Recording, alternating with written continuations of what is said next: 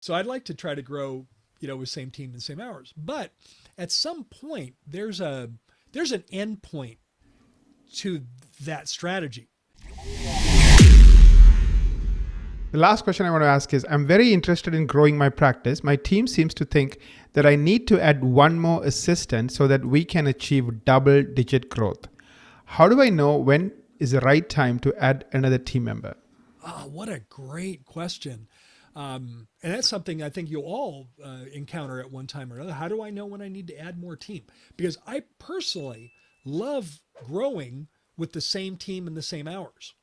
Same team, same hours. Because now, only the variable expenses are growing. The variable expenses are lab, if you use an outside lab, and your consumable supplies. Everything else stays the same. So I'd like to try to grow, with same team and same hours. But at some point, there's an end point to that strategy. At some point, you may need another administrative team member. You may need another assistant. You may need another hygienist because we're not meeting hygiene demand. So I'm not against adding team members, but you have to know when you can afford to do it. And here's the way I like you to look at it. There's a budget that we have for your team member compensation costs. And I like that to be 28% or less. And when I give you a percentage, it's a percentage of your revenue. It's not a percentage of expenses. It's a percent of the revenue. So the budget for your team is 28% or less all in.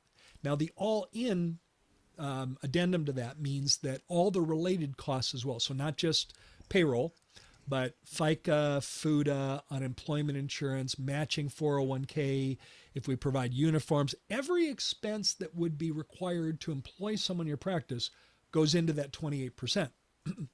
So one of the things you can look at is, can I afford to add another team member? So if you look at it, let's say you've got $1 million practice. Let's get check me on the math on this all along, Darren. Okay, let's say you have $1 million practice, and you're at 26% for your wages all in. So that means we're 2% under budget. That means that you've got $20,000 in your budget. So 2% of $1 million. You've got a $20,000 surplus in your budget that you could use to hire another team member or give raises or give bonuses or whatever. Is my math correct on that? 2% of $1 million? 2%, yeah, 20,000. Yeah.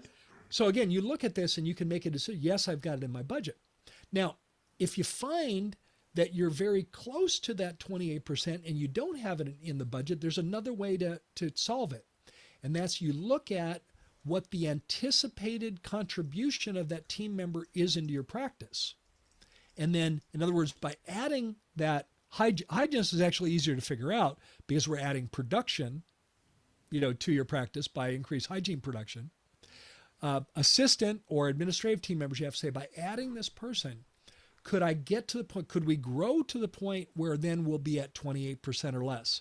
So I don't necessarily slam the door on the idea of hiring if we're near 28% or above, but we have to look at it as, what's the anticipated contribution of that team member so we can keep that line item expense 28% or less in your practice.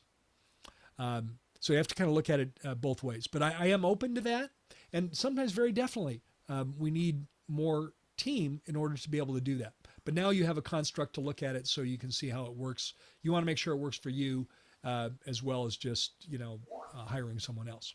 Hey, thanks so much for watching this video. The full podcast episode link is in the link below.